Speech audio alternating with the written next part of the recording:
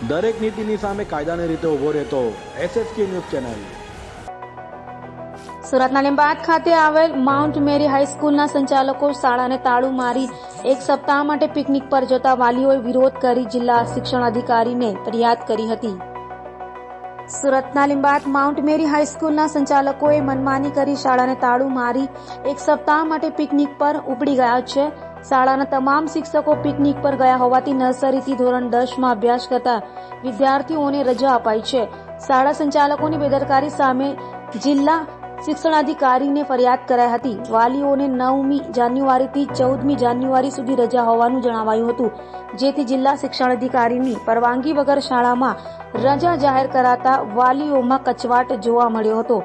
શાળાના સંચાલકોની ગંભીર બેદરકારી સામે તપાસ કરી પગલાં ભરવા માંગ કરાતા જિલ્લા શિક્ષણાધિકારીઓએ તપાસના આદેશ કર્યા છે।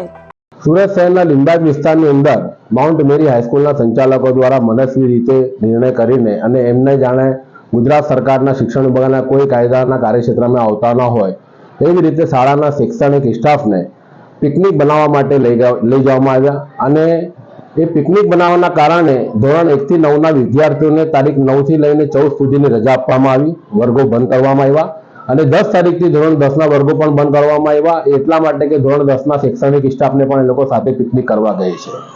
આવી રીતે ખાનગી શાળાના સંચાલકો કે જેઓ પોતાના નિર્ણયો કે પોતાના કાયદા સમજતા ગુજરાત સરકારને એમને કોઈ કાયદા કે કોઈ કાર્યક્ષેત્રમાં ના આવતા હોય એવી રીતે મનસ્વી નિર્ણય કરતા હોય એ સાવ ખોટું છે। અને વાલીઓને મને એના સંદર્ભે ફરિયાદ મળી હતી અને વાલીઓના ફરિયાદ સંદર્ભે મેં જિલ્લા શિક્ષણ અધિકારી શ્રીને લેખિતમાં રજૂઆત કરી છે।